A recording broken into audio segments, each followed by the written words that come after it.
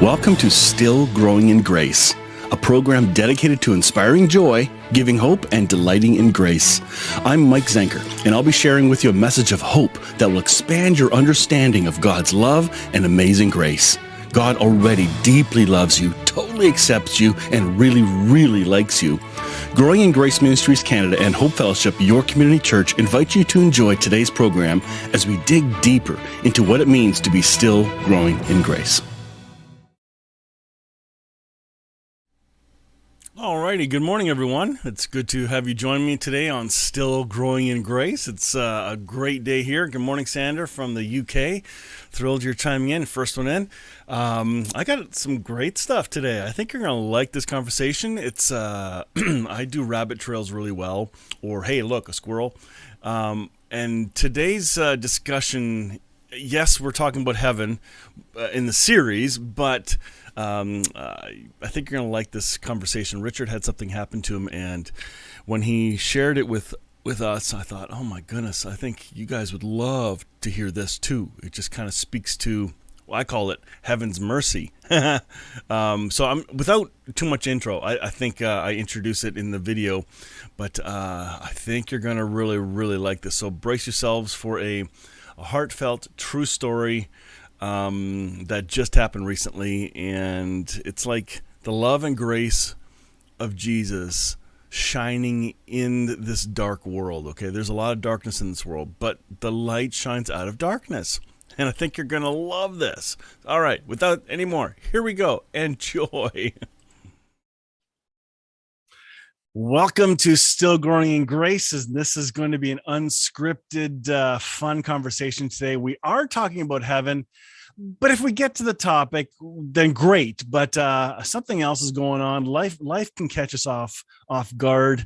Insanity, extra stress, an amazing story. So, Bill, you came into this with a, because you rushed to get in. Well, so did Richard. It was like, oh, crazy day. And I had an insane day with computer tech issues. But anyway, it's all good now. And I thought, let's just take that as a reality check for all of us. And let's chat about something that happened. Because I know, Richard, you had a story. And Bill, did you see the story? Mm-hmm. Yes. I want Richard to share that. But before he does, do you got something from your heart that's hitting your heart today? If not, just deflect over to Richard.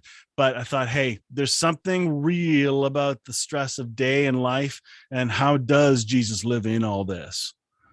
Yeah, I don't have anything specific. I mean, the only thing I would, I guess, start with is there is an element inside of this creation that is what I would refer to as chaos. Holy chaos. It is, and the chaos is often, it's unpredictable. It's not often fun. It's often stressful and creates anxiety, and it saps our joy a lot of the time. And not that I'm not living in joy, but I mean, it's hard to focus when you're in the middle of the no. Yeah. So I mean, I'm walking straight in from a Good Friday. I mean, in my particular case, I have a very successful business that I help manage and run, but it doesn't mean that there's not always, curveballs and dodgeballs and stuff coming at me. But wait a minute, I was told that when we believe in Jesus, everything's gonna be better. Oh yeah, everything's just dandy and roses, except that's not how it happened for Jesus.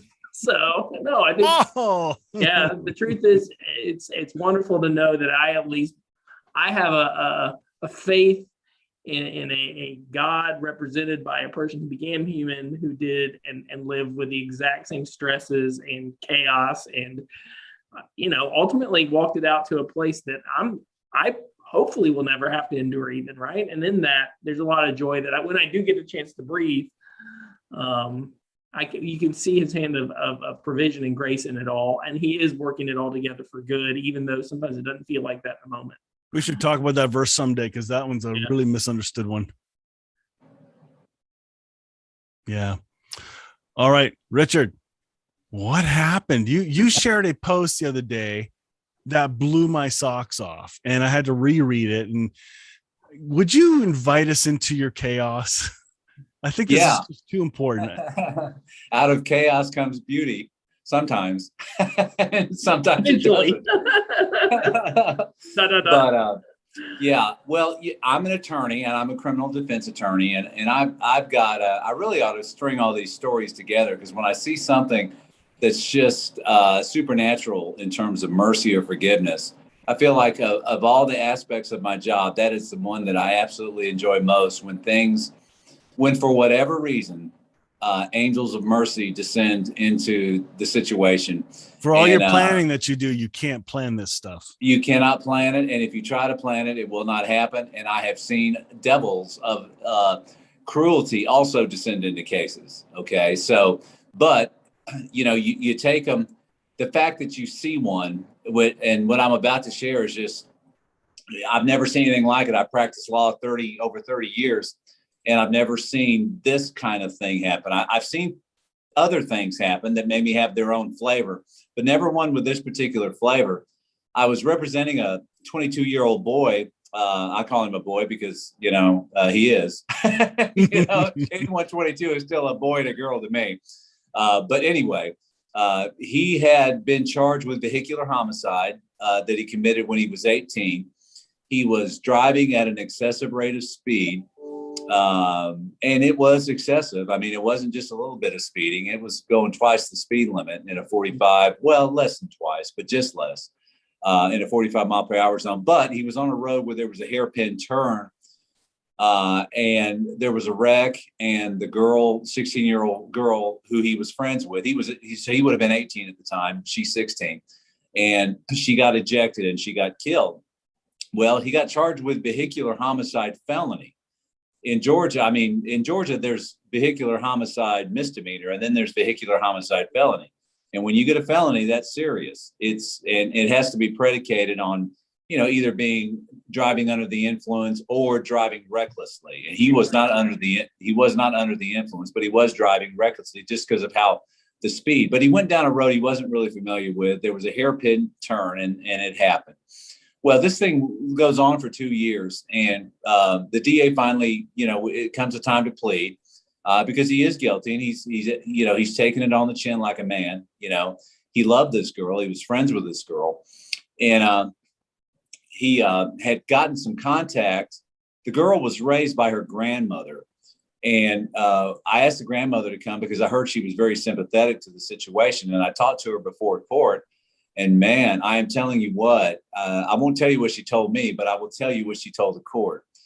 We go into court to do the plea, and the DA is trying to get a year in prison for him. And she believes that's being merciful, given the facts.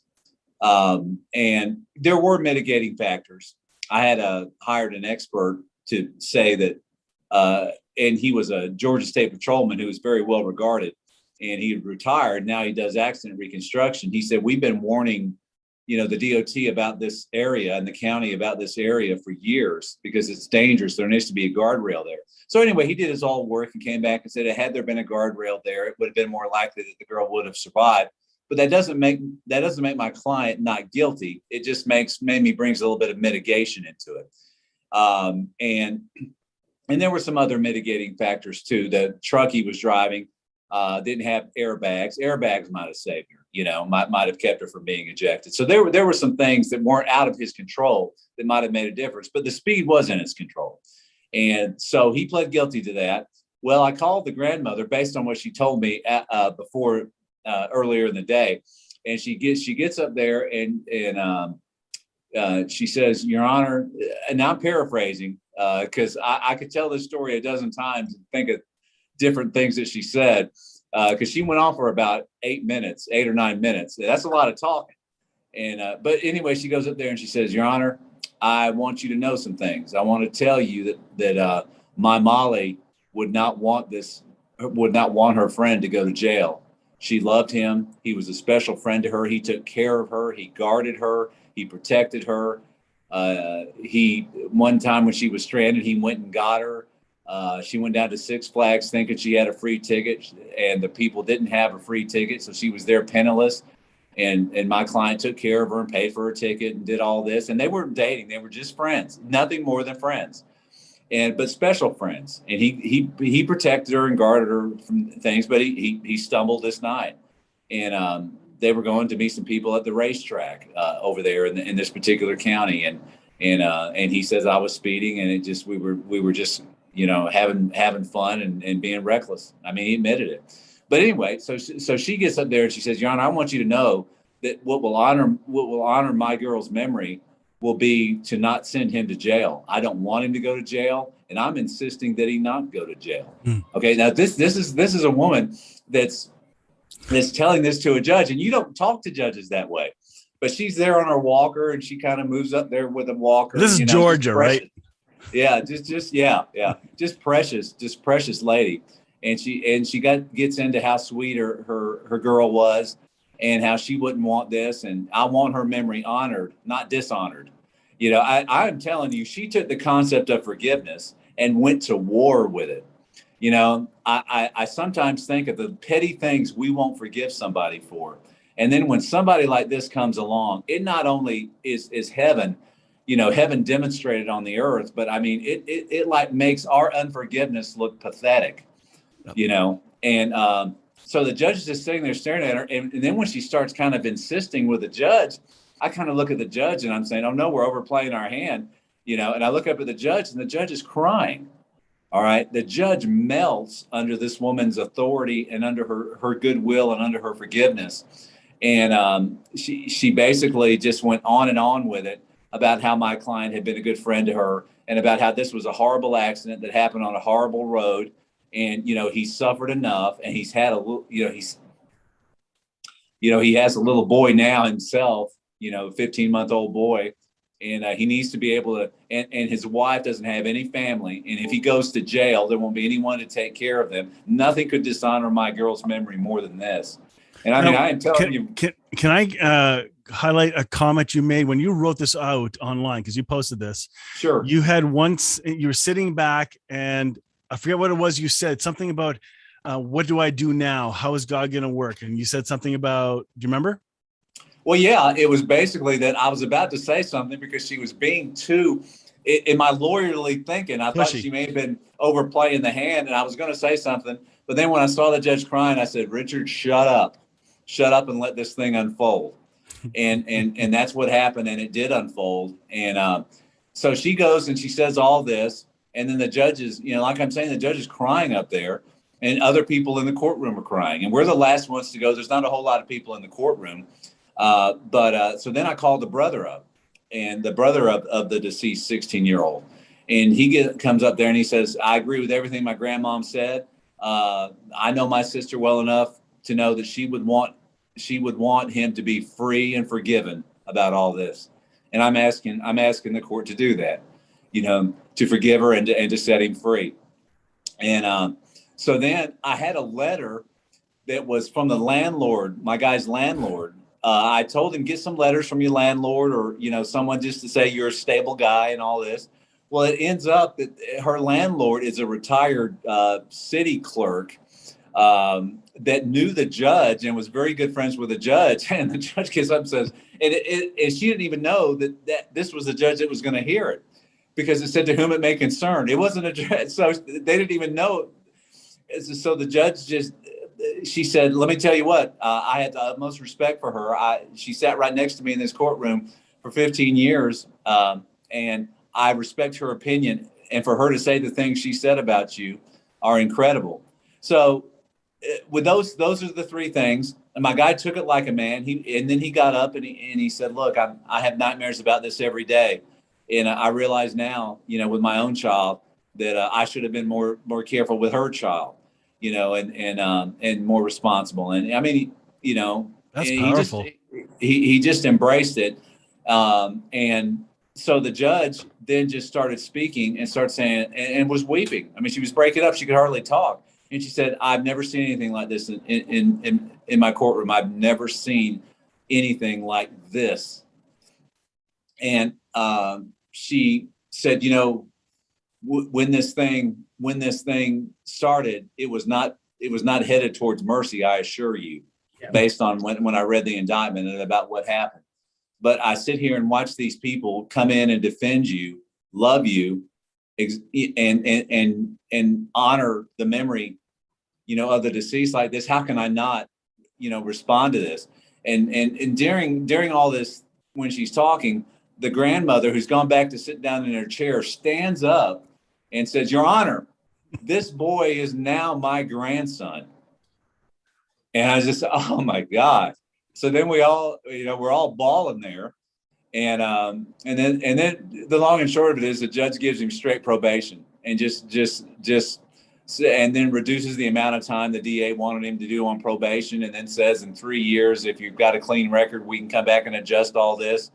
I mean, so it's just, and he got first offender treatment, which means it won't be on his record. Just an incredible amount of mercy on the thing. And it just, I don't know, I was just overwhelmed at the power of forgiveness.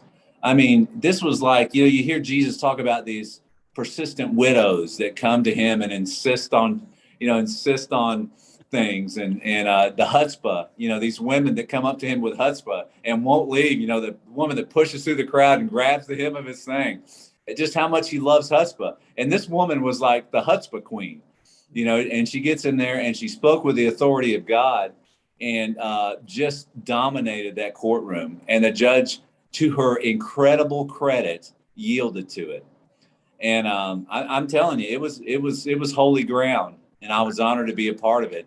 And again, it just showed me how pathetic the things that we refuse to forgive others for, how an act like this just brings our unforgiveness into just such a shame. And I'm not talking about shame. I'm not trying to shame anybody. I'm just saying it makes it look pitiful. The concept of unforgiveness look pitiful. This is so divine. We talk about heaven. And I think the most heavenly thing I continue to ever see is this pure, unadulterated forgiveness. You got a glimpse into heaven. Yes, it's such a powerful, and we all need forgiveness. And even though I understand we're fractured, and Chesterton said it this way: we're all seasick and we're all in the same boat. That's the best way I've heard it described. And I know that. And I'm not trying to condemn anybody, but we have angst. Every one of us, we have that existential angst where we feel something's not right, or we feel inadequate, or we just feel our mistakes weigh us down and continue to taunt us and haunt us. And, we need to know in no uncertain terms that our Abba God forgives us and has nothing but forgiveness towards us. And that we're called, and Jesus, one of the most amazing things Jesus said to the disciples, to me, was that whosoever sins you forgive are forgiven. But if you don't forgive them, they stand unforgiven. And he's not talking about him forgiving them. He's just talking about us being agents. Talking about us being agents. We're called to be agents of forgiveness. We want to walk in the supernatural giftings. The best gifting we have is to tell people they're forgiven by a God who loves them. Yep. And holds nothing against them. And that's when you see the real thing like this. And I wasn't expecting this, and clearly, I mean, I wasn't expecting it, and it was just such a divine moment where, for every one of these moments, I can give you, many other moments when nothing like this happened. But it does make me wonder what elements make it conducive. A lot of you elements. mean that you can control the repeat of it? Yeah, well, I just want to see more of it on any level. But you know what I mean? That's what Christians do. They see something amazing. You're right. How did you do it? Give me the recipe so I can follow. Tell me what to do so I can repeat that. Right. I think the only thing we can do is to try to keep ourselves tender and to just be observant, to just be observant and not jump the gun. If I had cut her off, if I'd cut her off and chastised her, for the way she was speaking to the judge, I would have been the villain. I would have been the one that should go to jail, So just being sensitive in the moment, and then when it does happen, just give him, give the Lord the credit for it and share it with people and give people hope, because the legal, there's so much unforgiveness in the court, and there's so much vengeance in the court, and there's so much vindictiveness in the court, and so much pettiness in the court, and so much manipulation and hardness. When you see something like this, it's like it restores humanity into the court. We can just kind of become robotic drones, guilty, not guilty, 5 years in jail, this, that, and the other. And I understand those things are Caesar's law and they have to be, they have to be kept. But to see something organic like this, and to see the angels, our better angels, come in and not just suggest forgiveness, but demand it. Man, I got to tell you, I love that. She sassed the judge. I know. Wow. That's amazing. Now, you did say there was weeping, lots of weeping, right? Yes. That tells you the tenderness of the heart of everyone receiving what they're seeing. Yes. And the probation officer came up to me afterwards and came up and said, how did you do that? And I said, I didn't do it. If you'll note, I wasn't the one talking. Wow. Bill, how'd you react when you read that and heard this? No, I mean, how else can you react but to have just total, I don't have a better word than Richard used, holy ground. Right. And kind of tie it back on the topic, it is heavenly. That is bringing heaven to earth, right? Which is really, I think, the mystery of heaven. Heaven isn't somewhere we go. It's something that is invading where we're at right now. And I think sometimes we miss that. I mean, even in Revelation, the bride comes down here. We don't go up to heaven. Heaven comes down here. And, there's something about this idea of a renewed earth and a resurrected humanity and the marriage of heaven to what we consider reality, right? And that reality is not going away. It's just going to be seen through a new paradigm. And at least that's how I see it. And so heaven is not distant. Heaven is coming, has come, is coming, and will continue to come. And is here. And when we start seeing it from that dynamic, these moments that, just like Richard had, we're participating in that active engagement, right? That active consummation of heaven and earth right now. I caught the union of humanity with Christ in the story.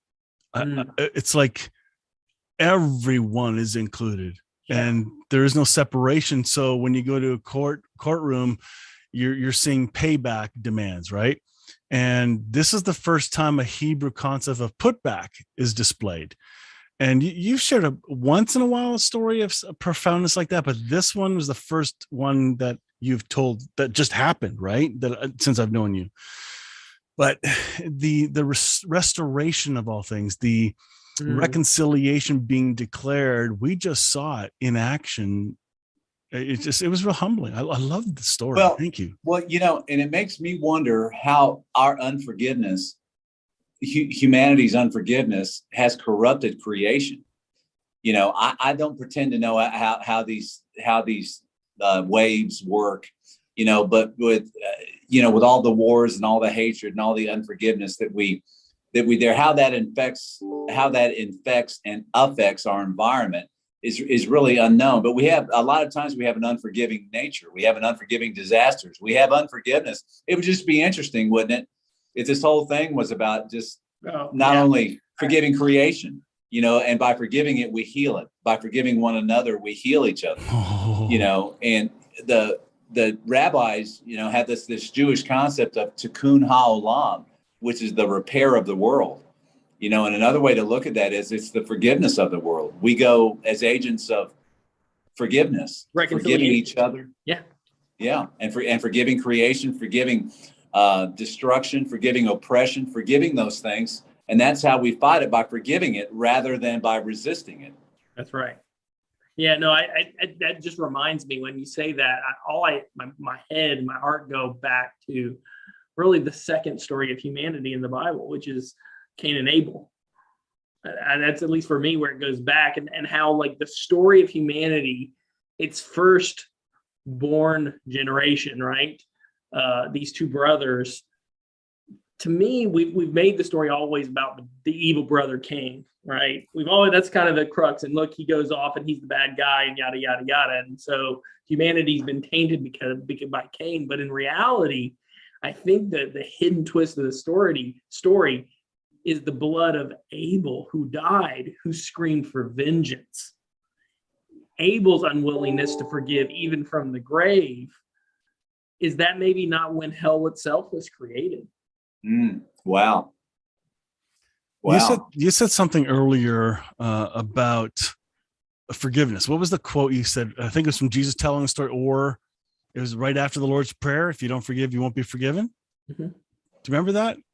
Yeah. Is that what you were referring to? Yeah.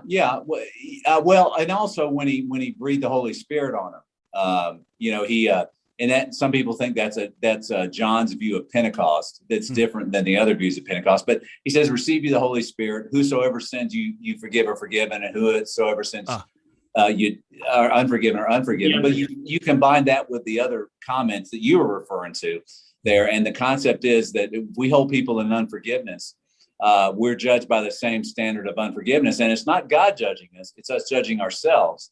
And it blocks. These are all forgiveness blockers. Unforgiveness are things that block us having mercy. The same thing can be said about the unforgivable or unpardonable sin of the Holy Spirit. I see the same thing happening there. The unpardonable sin is believing that Holy Spirit's incapable of being as forgiving as Christ.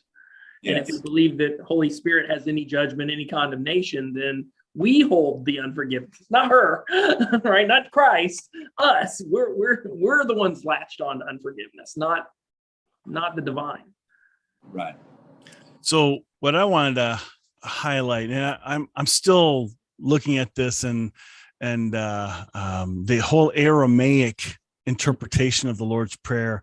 I'm still trying to find the legitimacy of it, but the essence of what I see in that prayer screams truth to me. So here's an example of how the Aramaic language may interpret the Lord's Prayer part of the, if you don't forgive or forgive one another, and if you don't forgive, you won't be forgiven.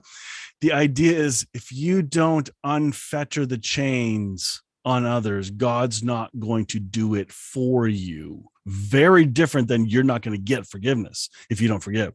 It's like in the Lord's Prayer, forgive us our trespasses as we unloose the chains that bind us or bound on others, they'll be done to us. Like that concept. Does that make any sense? Have you heard that before? No, I love it. Oh my goodness. Okay. I'm scrambling in the background here trying to find it. Here it is. I found it. Here's how it's, I'm not going to read the whole thing, but it says here, detach the fetters of faults that bind us, like we let go the guilt of others. Let us not be lost in superficial things, but let us be freed from that which keeps us off from our true purpose. And then on and on. I'll share it with you later, but this is a way to understand that prayer. And then, but it's, to me, the best part was the ending. So people always jump on, hey, if you don't forgive, God's not going to forgive you. But if we continue that same theme and tone, we realize it's saying, if you don't unfetter the chains of those you're having a hard time with, God's not doing it for you. So there isn't the rage and condemnation. This is the, hey, own your stuff. It's for your benefit. Look at the fruit that happens when you do that. And you just saw it. Yeah. And I think part of that too is that if you don't forgive, it's not that Christ hasn't already forgiven you 2,000 years ago. He's not a liar. He forgave you 2,000 years ago. What it is you can't receive that forgiveness. Your unforgiveness keeps you from receiving God's forgiveness.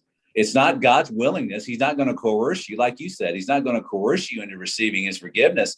But, and it's like the guy who wouldn't forgive in the parable, the unforgiving servant. He got his sins forgiven, but then he wouldn't forgive somebody else. So then he gets put back in prison. But we have to understand that that's not God putting him back in prison. That's his own hypocrisy putting him back in prison. So just and I got to tell you, when I walked out of that courtroom yesterday, I felt like a feather. I was so light. I felt like all sorts of oppressions and yuck had lifted off of me that had just built up over multiple court appearances and muddy traction and things like that. But I tell you, I couldn't even talk. I had to text somebody, I can't talk right now. I'm undone. I'll call you back at a few. I can't talk right now because it was so overwhelming. And you know what? you know what? I think every one of us wants to be overwhelmed by the love of God. And there's not a better example than forgiveness, of using forgiveness as a weapon. I guess I've never seen it used the way she did it yesterday. She went in as bold as a lion and she went to war with forgiveness. And I got to tell you, it's really impacted me and my whole view of it. I love it. Love wins. Yeah. It's really the story of Saul turning to Paul, isn't it? Let's wrap this absolutely. up, because we're at the end of our time already. But I'm glad this was focused on the story of grace you just shared. It just was so brilliant. We could continue on and talk about heaven, and it's good, but we got to stop and smell the roses when they pop up. And this one popped up. Yeah. Amen. Well, I think our heaven discussion, if we continue it right in thereafter, is going to roll right into this. Good. They're complementary. They really are. Good. Let's do it. All right, folks. Thanks for watching, and please join us next time. This was fun. Oh man, you feel undone? I love it. I love that last thought that Richard had when he said, I felt like all the dirt of all the other court cases and all the dirt of the day is like being pulled off, like I don't know, very powerful. I hope you enjoyed that. That was so cool. I thought, okay, let's rabbit trail here on this series, because I'd rather have authentic life being shared instead of having to stick to a script or topic, whatever. I want this program to be encouraging to everyone who is still growing in grace. And maybe today this was just for you. Maybe you needed to hear a story of forgiveness that you couldn't package. And maybe it'll inspire you or give you hope to forgive someone, or it'll inspire you to not be so judgmental. Maybe it'll inspire you to quit looking at the differences of opinions of your friends, your fellow believers. We got lots of stuff going on right now. We got the COVID stuff going on, and we have multiple opinions. We got politics going on. But you know what? Let's not let those divide us. Let's let a story like this that gives light in the darkness inspire us and spur us on to good deeds. That's it for today. You guys have a really great day. We're going to come back to part 4, talking about heaven next week. I think you'll enjoy it. It was really good. Again, I love watching and listening with you as we're going through, because I'm hearing things again that I didn't quite hear the same way when I'm live having the conversation. So this is a lot of fun. I hope you're enjoying it. I don't hear from a lot of you. Some of you, yes. But if you're enjoying this, tell others about it, and comment. You know, like, it's hard to know what the feedback is. And here in Canada, at least, folks, they go, "That's nice." And they really love it, but they don't say anything. So they're so quiet and conservative about it, and it's hard. But that's okay. Anyway, I hope you enjoyed it. I hope we'll see you next time. You guys have a really, really great day. We'll catch you then. Join me next time on Still Growing in Grace for more good news. Enjoy previous episodes by downloading our podcast at growingingrace.ca. You can also visit hopefellowshipycc.com to find our service times and location. If this show has been an encouragement to you, please consider making a donation today at growingingrace.ca and help us keep spreading this good news. Thank you again for tuning in to Still Growing in Grace.